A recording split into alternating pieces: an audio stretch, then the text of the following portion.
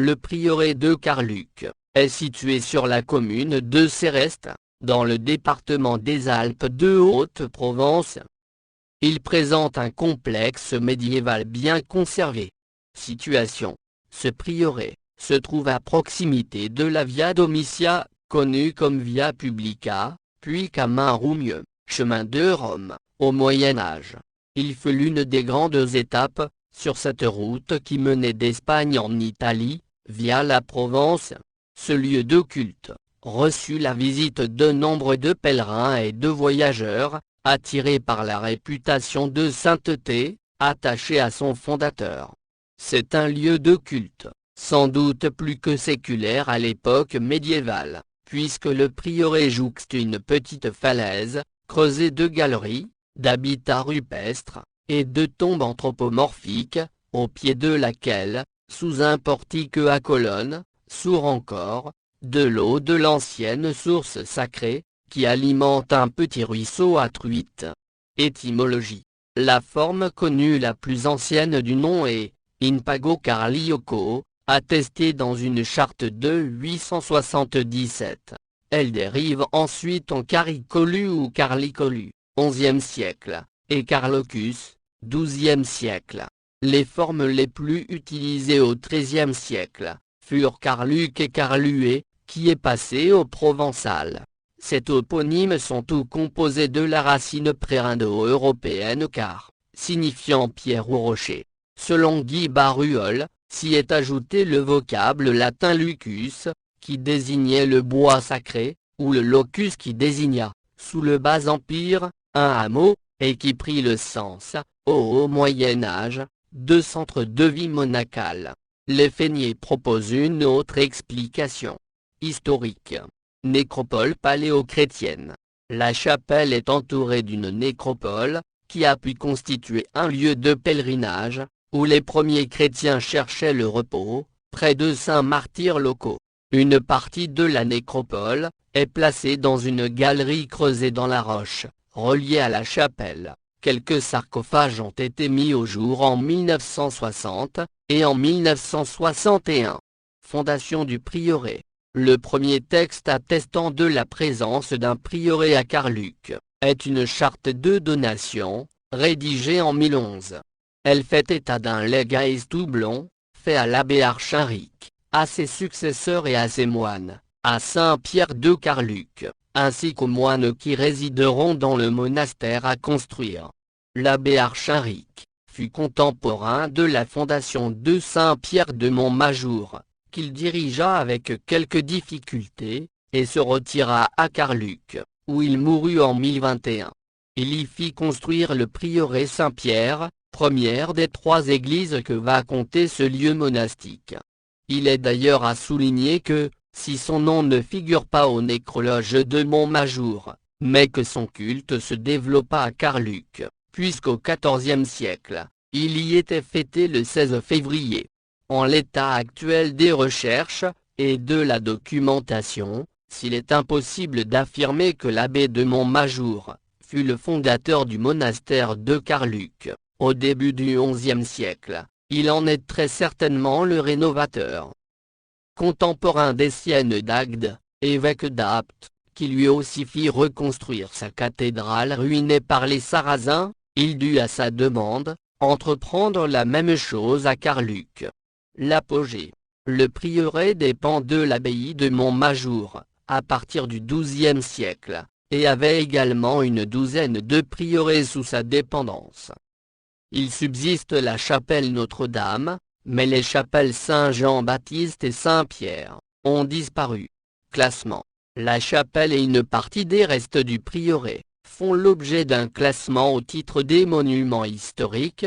Depuis le 19 mars 1982, une autre partie des restes du prieuré, ne faisant l'objet que d'une inscription. Architecture. Abside. On peut apercevoir dans ce prieuré une église médiévale, entourée de tombes rupestres anthropomorphes, les restes de 2 autres églises, et nombreux aménagements dans le rocher, les vestiges d'une galerie creusée dans le roc, des grottes, une muraille du XIIIe siècle. La chapelle. La chapelle est édifiée en pierre de taille, assemblée en grand appareil. Le chevet pentagonal est percé de 3 fenêtres à simple ébrasement, surmontées d'un arc en plein cintre. Elle est surmontée d'une corniche, ornée d'une frise en damier. Sa maçonnerie est percée de nombreux trous de boulins, trous laissés par les échafaudages. Les angles du mur pignon auquel est adossé le chevet, sont ornés de belles colonnes surmontées de chapiteaux, sculptés figurant des oiseaux. La façade occidentale présente un grand arc ogival. La chapelle, ainsi qu'une partie des vestiges du prieuré, sont classés au titre des monuments historiques, depuis 1982. Frise en damier ornant la corniche de l'abside. Partie couverte de la galerie avec son enfilade de tombes rupestres. La croix potencée. Les moines avaient accès à la galerie par une porte en plein cintre, ouverte dans le mur nord du prieuré. Cette longue galerie rupestre a la particularité d'avoir sa partie ouest, creusée dans le roc, et sa face est, qui était soigneusement maçonnée. Légèrement en contrebas de la chapelle, on y accède par un escalier monumental. Sa première partie, où se trouve déjà, du côté du levant, des tombes rupestres, fut initialement couverte de voûtes d'arêtes sur 10 travées. Elle prenait appui sur des colonnettes monolithiques, dont 3 ont été dégagées lors des fouilles. Leurs fûts sont soit lisses, soit à cannelure droite, ou à cannelure torse. Leurs chapiteaux, de style corinthien, se divisent en 2 registres.